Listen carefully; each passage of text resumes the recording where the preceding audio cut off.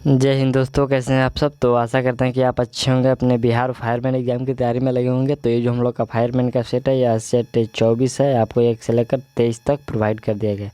यदि आप लोग नहीं देखें तो प्लेलिस्ट में जाइए, उसके लिए अलग से प्लेलिस्ट तैयार कर दिया गया है। चलिए हम लोग बढ़ते हैं सेट की ओर। तो ये जो हम लोग का सेट है, यह देखिए, ये प्रीवियस ईयर का प्रश्न पत्र है। ये बिहार पुलिस कांस्टेबल परीक्षा 12 जनवरी 2020 का ये प्रश्न पत्र है, द्वितीय पालिका है।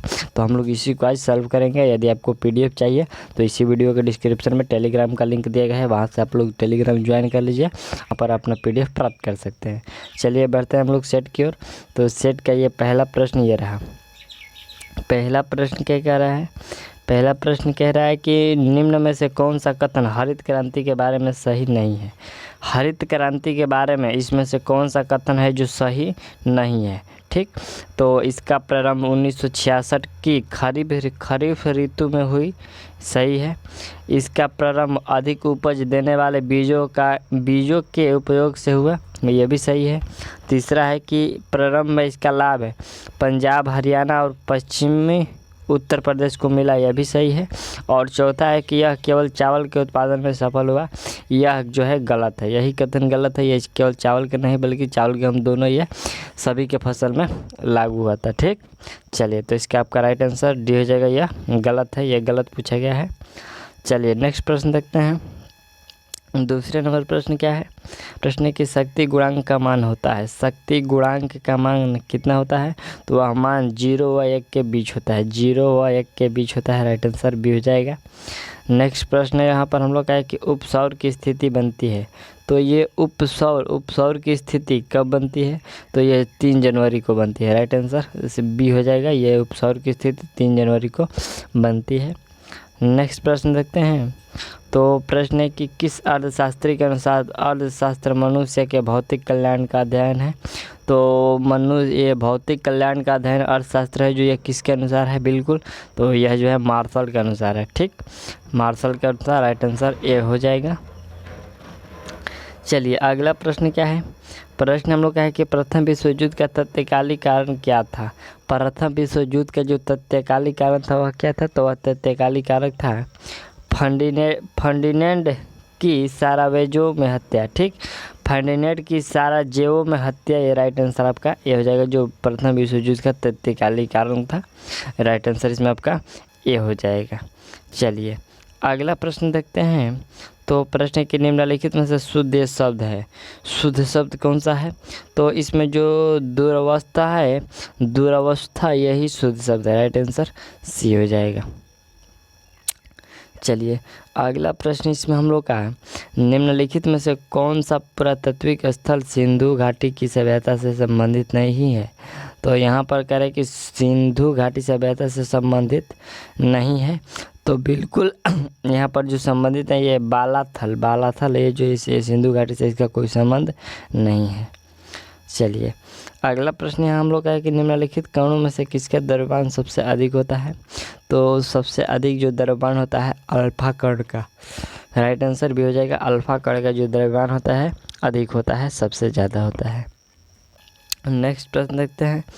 प्रश्न यहाँ पर देखिए, कह रहे कि निम्नलिखित में से भारत का कौन सा राज्य कर्क रेखा के उत्तर में स्थित है? कर्क रेखा के उत्तर में स्थित है, बिल्कुल, तो कौन सा राज्य हो जाएगा? तो बिल्कुल जो राज्य होगा वह राज्य बिहार होगा। ठीक, राइट आंसर सी हो जाएगा, बिहार हो जाएगा। चलिए यह क्या कह रहा है कि कौन सा राज्य कर्क रेखा के उत्तर में स्थित है? कर्क रेखा के उत्तर में बिहार। राइट आंसर सी हो जाएगा। चलिए अगला प्रश्न देखते हैं। तो यहाँ पर देखिए कह रहे चलिए तो अगला प्रश्न हम लोग का 10 नंबर है, कह रहे कि एंडिफिटी the predicate in the sentence choosing the correct option from the given below। तो यहाँ कह रहे हैं कि sweet are the uses of adversity। तो यहाँ पर बिल्कुल इसका जो राइट आंसर हो जाएगा वो राइट आंसर हो जाएगा the use of adversity, the use of adversity। Right answer B हो जाएगा। चलिए नेक्स्ट प्रश्न देखा जाए। तो प्रश्न कह रहे हैं कि राम खेल रहा है, इस वाक्य में क्रिया। तो इस वाक्य में जो क्रिया होगा वह क्रिया सकर्मक होगा। ठीक, राइट आंसर ये हो जाएगा इसमें संक्रामक क्रिया है। चलिए अगला प्रश्न यहाँ पर हम लोग का है कि भारत के धारणीय विकास में कितने लक्षण निर्धारित किए गए हैं।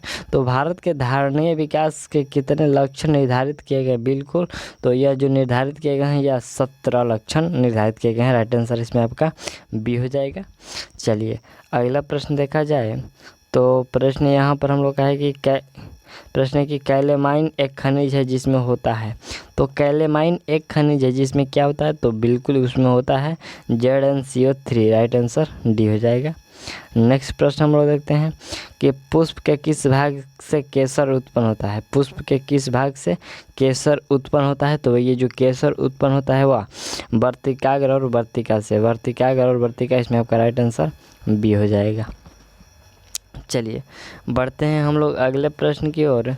तो प्रश्न क्या कह रहा है कि अमोनियम आयनन है। तो ये अमोनियम जो आयनन है यह एक संयुग्मी अम्ल है। क्या है, एक संयुग्मी अम्ल है। राइट आंसर इसमें आपका ये हो जाएगा। चलिए अगला प्रश्न हम लोग देखते हैं। प्रश्न है कि किस समिति ने भारत के संविधान में मूल्य कर्तव्यों को सम्मिलित करने की सिफारिश की। तो बिल्कुल ये जो किस समिति के द्वारा किया है, तो ये स्वर्ण सिंह समिति के द्वारा किया गया। तो इसमें आपका राइट आंसर क्या हो जाएगा, तो बिल्कुल यह स्वर्ण सिंह समिति और इसका जो गठन किया गया ये 1976 में किया गया था। ठीक, राइट आंसर ये कांग्रेस द्वारा 1976 में स्वर्ण सिंह समिति का गठन किया गया। चलिए बढ़ते हैं अगले प्रश्न की ओर। तो प्रश्न है कि निम्न में से किस गैस को मार्स गैस के नाम से जाना जाता है। तो मार्स गैस के नाम से CH4 मीथेन को जानते हैं। चलिए अगला प्रश्न है कि यहाँ हरित क्रांति के जनक कौन थे। तो नॉर्मन वेरलॉग। राइट आंसर इसमें आपका बी हो जाएगा। चलिए अगला प्रश्न यहाँ पर हम लोग का कि निम्नलिखित राज्यों में से उस युग्म को चुनिए जो लोकसभा में सबसे ज़्यादा प्रतिनिधि भेजता है। तो सबसे ज़्यादा लोकसभा में जो प्रतिनिधि भेजता है वह राज्य है बिहार, आंध्र प्रदेश, राजस्थान। कौन से हो जाएंगे, बिहार, आंध्र प्रदेश और राजस्थान, ये 3 स्टेट हैं। चलिए अगला प्रश्न देखते हैं। प्रश्न यहाँ कर रहा है कि निम्न में से कौन सा क्रम सापेक्ष साइज को गलत दिखाता है। सापेक्ष साइज को गलत कौन दिखाता है। तो इसमें जो आपका सी नंबर का ऑप्शन है मैग्नीशियम, एल्युमिनियम और सोडियम, ये सापेक्ष साइज को गलत दिखाता है। राइट आंसर इसमें आपका सी हो जाएगा। चलिए अगला प्रश्न है कि शिकागो में 1893 में विश्व धर्म संसद में किसने भाग लिया। तो ये जो शिकागो में 1893 में विश्व धर्म संसद में किसने भाग लिया, तो उसमें भाग लिया गया विवेकानंद के द्वारा। ठीक, राइट आंसर बी हो जाएगा, विवेकानंद के द्वारा उसमें भाग लिया गया था। चलिए अगला प्रश्न देखते हैं। प्रश्न है कि कॉटन जिन का आविष्कार किसने की। तो कॉटन जिन का जो आविष्कार बिल्कुल यह किसके द्वारा किया गया, तो ये एली हाइटलनी के द्वारा किया गया। राइट आंसर सी हो जाएगा। चलिए नेक्स्ट प्रश्न हम लोग का यहाँ पर है कि मानव के लिए श्रव्य आवृत्ति का पारस है। तो मानव के लिए जो श्रव्य आवृत्ति का पारस है वो कौन सा पारस है, बिल्कुल तो जो वह पारस है वह है 20 HZ से 20,000 HZ। कहने का मतलब है कि 20 हर्ट्ज से लेकर 20,000 हर्ट्ज तक राइट आंसर इसमें होगा। चलिए राइट आंसर डी कर दीजिए। नेक्स्ट प्रश्न हम लोग बढ़ते हैं। तो प्रश्न है कि जीन प्रवर्धन तकनीकी जिसे PCR कहते हैं को विकसित किया था। तो ये PCR जीन परिवर्तक को किसने विकसित किया, बिल्कुल तो यह मूलिस ने विकसित किया था। किसने, तो मूलिस ने। राइट आंसर इसमें आपका सी हो जाएगा।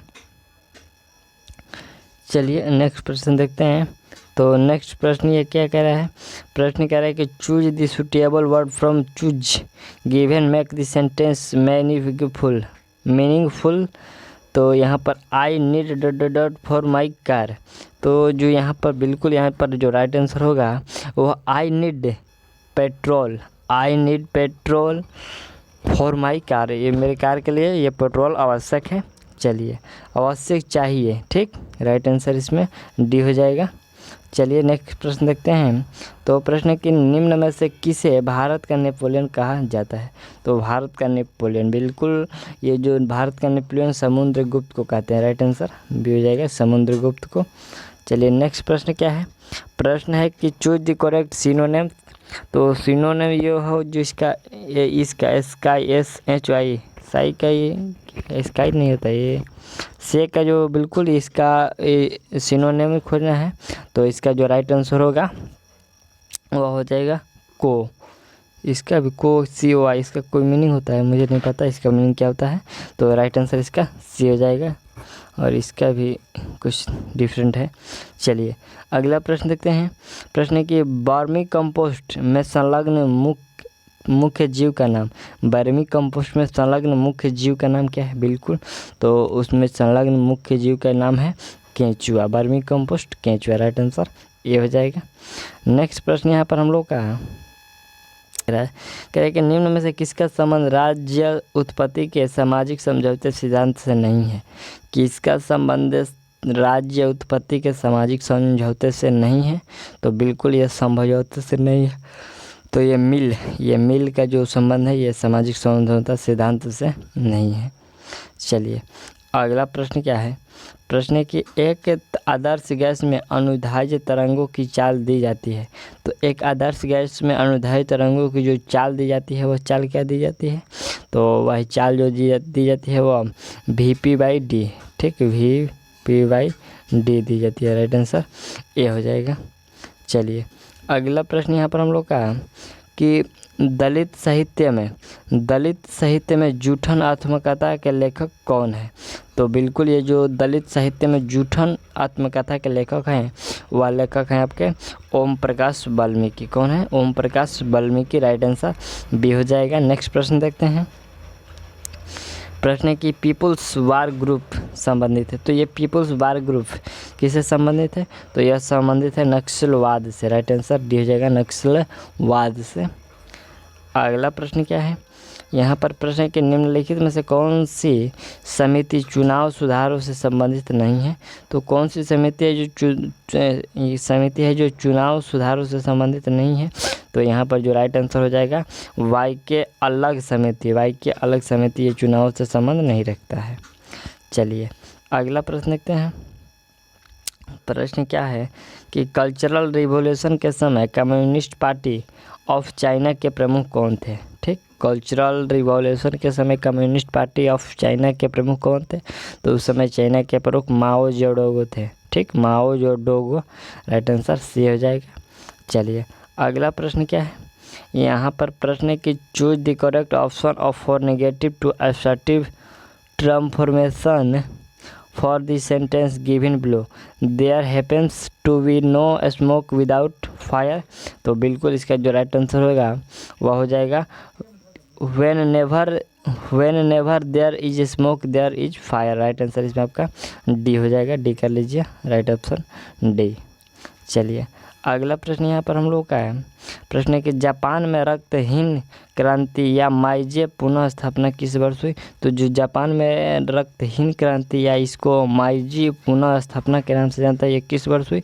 तो बिल्कुल यह जो हुआ था यह 1868 में हुआ था। ठीक, राइट आंसर ए बी हो जाएगा, 1868 AD में।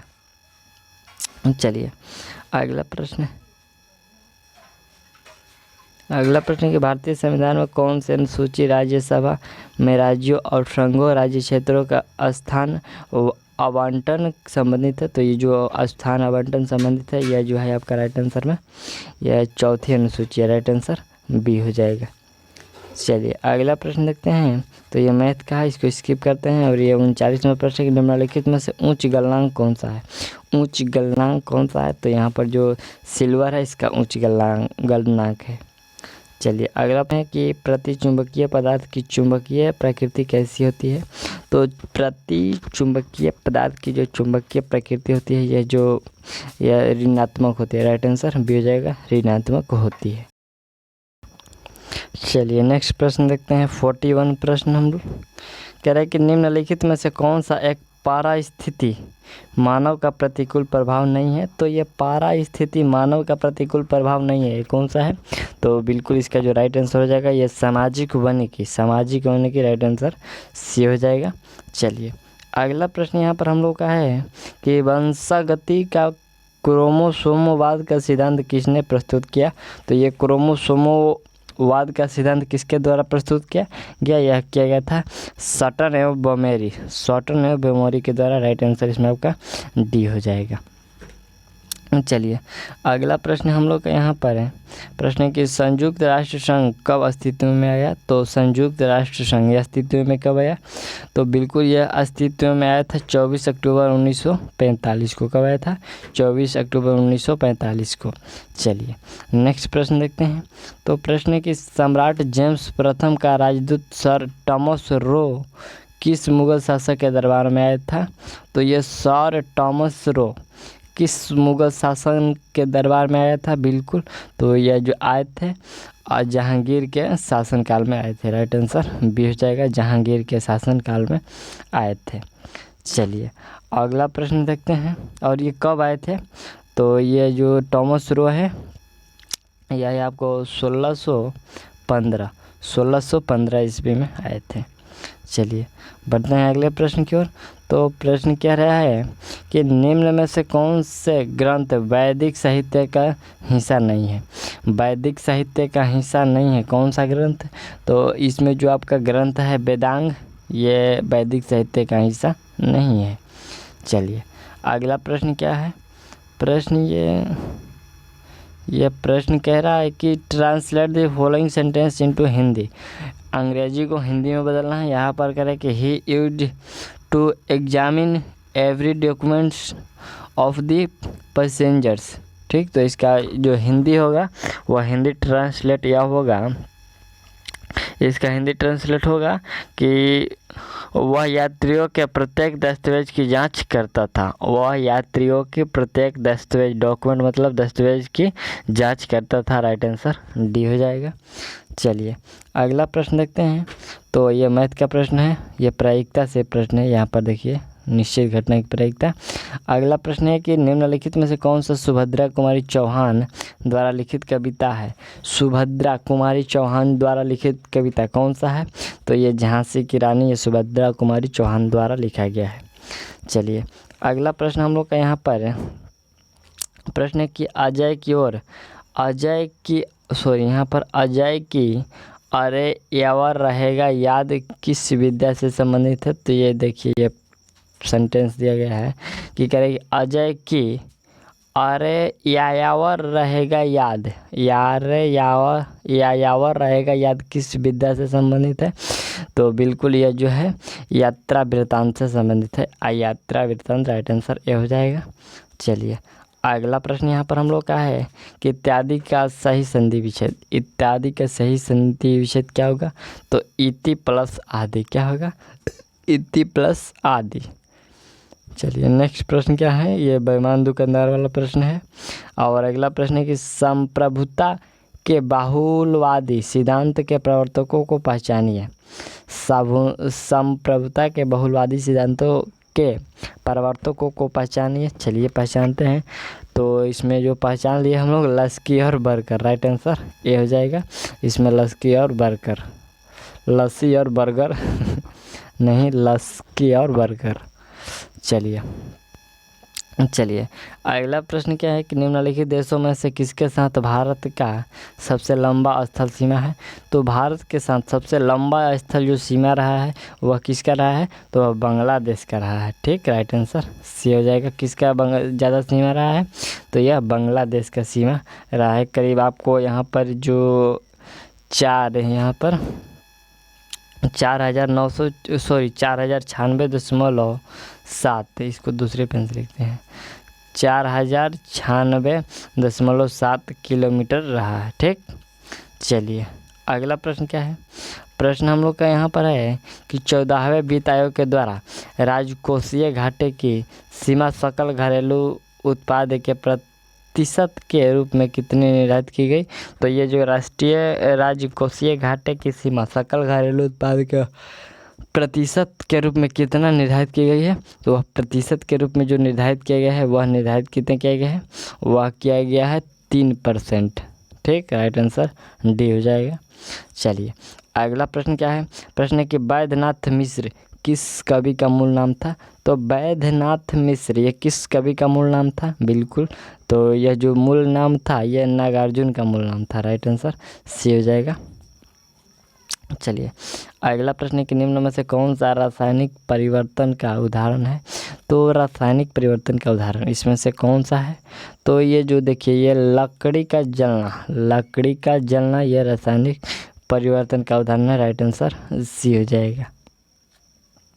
चलिए अगला प्रश्न हम लोग का यहाँ पर है कि मधुमक्खी पालन का वैज्ञानिक नाम। तो मधुमक्खी पालन ये एपीकल्चर होता है, मधुमक्खी पालन एपीकल्चर होता है। चलिए अगला प्रश्न क्या कह रहा है, प्रश्न कि which the following word from a new word by adding the dot. यहाँ ठीक यहाँ पर टर्न है, इसको इसमें नया वर्ड जोड़ना है यहाँ पर आगे, और इसमें ये जो टर्न शब्द है इसको लगा देना है। तो क्या हम लोग जोड़ सकते हैं कि नया वर्ड बन सकता है, बिल्कुल तो इसमें जो हम लोग जोड़ेंगे कॉलेटन, ठीक कॉलेक्टन जोड़ेंगे तो ये नया शब्द बन सकता है, राइट आंसर इसमें आपका डी हो जाएगा। यहाँ पर COLLECTION जोड़ सकते हैं, ठीक। चलिए अगला प्रश्न है कि एक सौर जल हीटर से गर्म जल कब प्राप्त नहीं किया जा सकता है। एक सौर जल हीटर से गर्म जल कब प्राप्त नहीं किया जा सकता है, बिल्कुल ये कब प्राप्त नहीं किया जा सकता है, तो इसका जो राइट आंसर होगा ये कब प्राप्त नहीं किया जा सकता है, तो यह होगा बादल छाए हुए दिन पर। बादल छाए हुए रहेगा तो ये सौर हीटर जल गर्म नहीं प्रदान कर सकता है, राइट आंसर बी हो जाएगा। चलिए अगला प्रश्न ये थोड़ा सा धुंधला दिखाई दे रहा होगा, कह रहे कि ऊपरी वायुमंडल की ऊपरी परत निम्न में से किसके कारण कम हो रही है। तो ऊपरी वायुमंडल की ऊपरी परत निम्न में से किसके कारण कम हो रही है, बिल्कुल तो ये जो कम हो रही है क्लोरोफ्लोरोकार्बन के कारण कम हो रही है, राइट आंसर बी हो जाएगा। चलिए अगला प्रश्न देखते हैं, प्रश्न क्या है, प्रश्न के निम्नलिखित में से कौन सा युग्म सही नहीं है। इसमें से एक युग्म सही नहीं है, और वह कौन सा जो सही नहीं है, तो बिल्कुल इसमें जो राइट आंसर हो जाएगा कि वेल्ड ऑस्ट्रेलिया ये जो मैदान है ये बिल्कुल ये दक्षिण अफ्रीका में ये गलत है, बिल्कुल राइट आंसर गलत है, ठीक। ये जो वेल्ड है ऑस्ट्रेलिया, ये जो वेल्ड मैदान है यह घास का मैदान है, और इधर महाद्वीप है, तो ये जो वेल्ड है ये ऑस्ट्रेलिया में नहीं बल्कि दक्षिण अफ्रीका में है, ठीक। कहाँ पर है, दक्षिण अफ्रीका में। चलिए अगला प्रश्न देखते हैं, प्रश्न क्या है हम लोग का, प्रश्न के निम्न में से किस धातु का जड़त्व अधिकतम होता है। अधिकतम किस धातु का जड़त्व होता है, बिल्कुल तो चलिए बताइए। तो अधिकतम घनत्व तो ये जो अधिकतम जड़त्व है रेलगाड़ी का होता है, क्योंकि सबसे ज़्यादा रेलगाड़ी चलेगी तो इसके जड़त्व भी ज़्यादा होगा, और ये जो ये गेंद है फिर साइकिल है फिर ट्रक है, तो इसमें रेलगाड़ी का सबसे ज़्यादा होगा। चलिए बढ़ते हैं अगले प्रश्न की ओर। तो प्रश्न है कि भारतीय संविधान में प्रस्तावना को किस संविधान से लिया गया। तो भारतीय संविधान में प्रस्तावना को किस संविधान से लिया गया, बिल्कुल तो यह लिया गया है USA से, ठीक। प्रस्तावना को कहाँ से लिया गया है, USA से लिया गया है। चलिए अगला प्रश्न हम लोग के यहाँ है कि C4 पादपों में प्रकाश संश्लेषण के दौरान बनने वाला प्रथम स्थायी उत्पाद। तो C4 पादपों में जो प्रकाश संश्लेषण के दौरान बनने वाला प्रथम स्थायी उत्पाद जो है वह प्रथम स्थायी उत्पाद कौन सा है, मैलिक एसिड है। कौन सा है, malic acid, right answer C हो जाएगा। चलिए अगला प्रश्न यहाँ पर देखिए, प्रश्न यहाँ पर है कि Anjali to pressure pursue higher study when she to an United States. तो बिल्कुल यहाँ पर क्या होगा, यहाँ पर दो ऑप्शन रिक्त स्थान दिए हैं, तो बिल्कुल इस दोनों स्थान पर जो होगा वह होगा विल कंटिन्यू, यहाँ पर हो जाएगा विल कंटिन्यू, और वहाँ यहाँ पर हो जाएगा विल कंटिन्यू, और देखिए यहाँ पर कामा के बाद एक और शब्द है गेट्स, तो ये जो गेट्स वाला शब्द होगा वह सी गेट्स टू यूनाइटेड स्टेट, यहाँ पर राइट आंसर डी हो जाएगा, ठीक। चलिए अगला प्रश्न क्या है, प्रश्न यहाँ पर हम लोग का है कि बिहार विधानसभा के सत्र की बैठक हेतु गण पुण्य क्या है। बिहार विधानसभा के सत्र की बैठक है तो ये गण पुण्य क्या है, बिल्कुल। तो ये जो गण पुण्य है यह क्या है, राइट आंसर इसमें आपको बताना है। तो ये जो गण पुण्य है कुल सदस्य संख्या का 10वां भाग अथवा 10 सदस्य इसमें से जो भी अधिक हो, राइट आंसर ये हो जाएगा, ये गण पुण्य का अर्थ है। चलिए अगला प्रश्न क्या है हम लोग का, प्रश्न यहाँ पर देखिए। चलिए अगला प्रश्न है 70 नंबर है कि जनगणना 2011 के अनुसार बिहार की कुल जनसंख्या कितने हैं। तो ये जो कुल जनसंख्या है 10,40,99,452 है, राइट आंसर इसमें आपका क्या हो जाएगा, राइट आंसर हो जाएगा 10,40,99,452 है। चलिए अगला प्रश्न है कि 1857 की क्रांति के समय भारत का गवर्नर जनरल कौन था। तो 1857 की क्रांति के समय जो भारत का गवर्नर जनरल था लॉर्ड कैनिंग था, राइट आंसर ये हो जाएगा लॉर्ड कैनिंग। चलिए नेक्स्ट प्रश्न देखते हैं। तो महाराष्ट्र में पश्चिमी घाट किस नाम से जाना जाता है। तो महाराष्ट्र में पश्चिमी घाट बिल्कुल ये किस नाम से जाना जाता है, तो सह्याद्री के नाम से जाना जाता है, ठीक, सह्याद्री के नाम से जाना जाता है ये जो पश्चिमी घाट है। चलिए अगला प्रश्न हम लोग का है कि भागीरथ प्रयास मुहावरे के लिए उचित चयन कीजिए। तो भागीरथ प्रयास मुहावरे के लिए सही उचित चयन करना है तो इसका सही होगा कठिन तपस्या करना। भागीरथी प्रयास कठिन तपस्या करना, राइट आंसर डी हो जाएगा। चलिए अगला प्रश्न हम लोग का है कि ऑक्सीकरण के लिए कौन सा प्रक्रम सही है।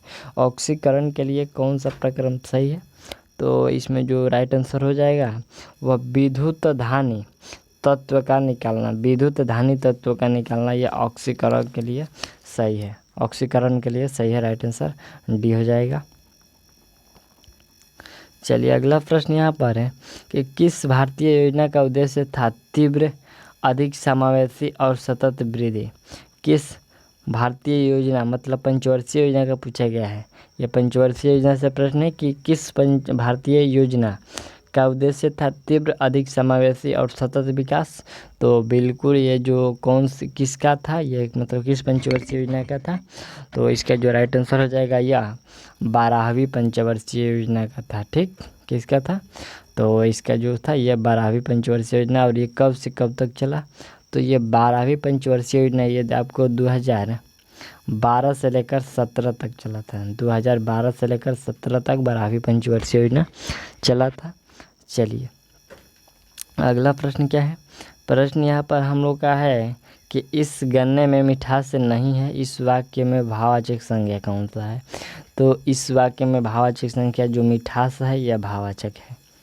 चलिए अगला प्रश्न ये हम लोग का, इसको मैं इंग्लिश को स्किप करते हैं। प्रश्न है कि बिहार के पिछड़ेपन का सबसे मुख्य कारक क्या है। तो बिहार के पिछड़ेपन का जो सबसे मुख्य कारण है वह कौन सा कारक है, पूंजी निर्माण का निम्न स्तर, पूंजी निर्माण का निम्न स्तर है, राइट आंसर डी हो जाएगा। चलिए अगला प्रश्न क्या है कि वह द्वीप जिस पर चार्ल्स डार्विन ने फीचिस पर जैव विकास के संदर्भ में अध्ययन किया था। तो वह जैव विकास जिस पर चार्ल्स डार्विन ने फीचिस पर जैव विकास का अध्ययन किया था वह कौन सा था, वह कौन सा द्वीप था, वह द्वीप में पूछा गया है। तो इसमें आपका राइट आंसर हो जाएगा गल पायगेस द्वीप हो जाएगा, ठीक, गल पायगेस द्वीप, राइट आंसर डी हो जाएगा। चलिए अगला प्रश्न यहाँ पर हम लोग का सोडियम, मैग्नीशियम, एल्युमिनियम और सिलिकॉन की प्रथम आयनिक ऊर्जा का सही क्रम, प्रथम आयनिक ऊर्जा का जो सही क्रम होगा वह क्या होगा, तो वह होगा सोडियम, मैग्नीशियम, एल्युमिनियम और सिलिकॉन, इसमें राइट आंसर सी हो जाएगा। चलिए अगला प्रश्न क्या है, देखिए ये प्रश्न इंग्लिश क्या करे कि history was taught by here change into active voice, इसको वॉइस में चेंज करना है, एक्टिव वॉइस में या पैसिव वॉइस में, इसको एक्टिव में चेंज करना है। तो इसको चेंज करने पर यह सी टॉट हिस्ट्री हो जाएगा, राइट आंसर ये हो जाएगा सी टॉट हिस्ट्री। अगला प्रश्न क्या है कि यहाँ द्विधारी से यह मैथ का प्रश्न है। अगला प्रश्न हम लोग का कि बोमन संपुट किस तंत्र का भाग है। तो ये जो बोमन संपुट है ये किस तंत्र का भाग है? तो यह है उत्सर्जन तंत्र का भाग है। राइट आंसर ये हो जाएगा उत्सर्जन तंत्र का भाग है। अगला प्रश्न है निम्नलिखित में से कौन सी रचना घानानंद का नहीं है? तो घानानंद का रचना इसमें से कौन सा नहीं है? तो यह रस पीयूष निधि, रस पीयूष निधि ये जो है घानानंद का नहीं है। अगला प्रश्न हम लोग क्या कि निम्नलिखित क्षेत्र में से किस में बुशमैन पाए जाते हैं? तो बुशमैन किस में पाए जाते हैं? कलहारी मरुस्थल में। राइट आंसर बी हो जाएगा। चलिए अगला प्रश्न हम लोग का है कि वास्तविक वस्तु का वास्तविक प्रतिबिंब निम्न में से कौन बना सकता है? तो वास्तविक वस्तु का वास्तविक प्रतिबिंब कौन बना सकता है? तो यह बना सकता है अवतल दर्पण। राइट आंसर बी हो जाएगा। अवतल दर्पण वास्तविक वस्तु का वास्तविक प्रतिबिंब बना सकता है। नेक्स्ट प्रश्न क्या है? प्रश्न है कि कांच बनाने में उपयोग आने वाला मुख्य घटक है। तो कांच बनाने में उपयोग आने वाला जो मुख्य घटक कौन सा है? तो उसमें मुख्य घटक सिलिका है। कांच बनाने में सिलिका।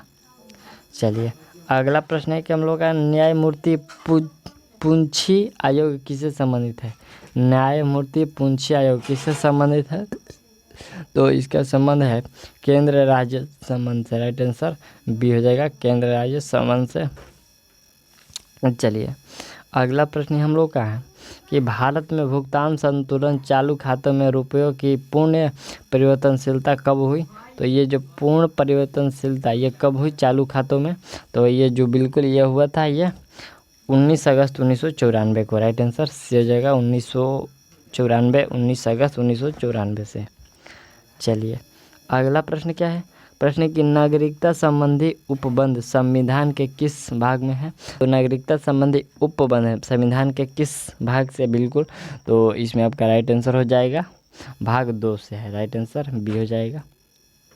चलिए अगला प्रश्न क्या है कि निम्नलिखित में से कौन सा पादप मलेरिया रोग की दवा का स्रोत है? कौन सा पादप है जो मलेरिया रोग की दवा का स्रोत है? तो बिल्कुल इसमें जो राइट आंसर होगा वह सिनकोना हो जाएगा। मलेरिया रोग का दवा है ये जो सिनकोना। चलिए नेक्स्ट प्रश्न देखते हैं। तो प्रश्न की प्रसिद्ध भारत छोड़ो प्रस्ताव कब पारित हुआ? तो यह प्रसिद्ध भारत छोड़ो प्रस्ताव ये जो पारित किया गया था यह 8 अगस्त 1942 को पारित किया गया था। 8 अगस्त 1942 को। चलिए अगला प्रश्न हम लोग का यहाँ पर प्रश्न क्या है? ये दिमागों के अनुसार का निम्न में से कौन सा विकल्प? ये छोड़िए। अगला प्रश्न है ये मैथ से प्रश्न था।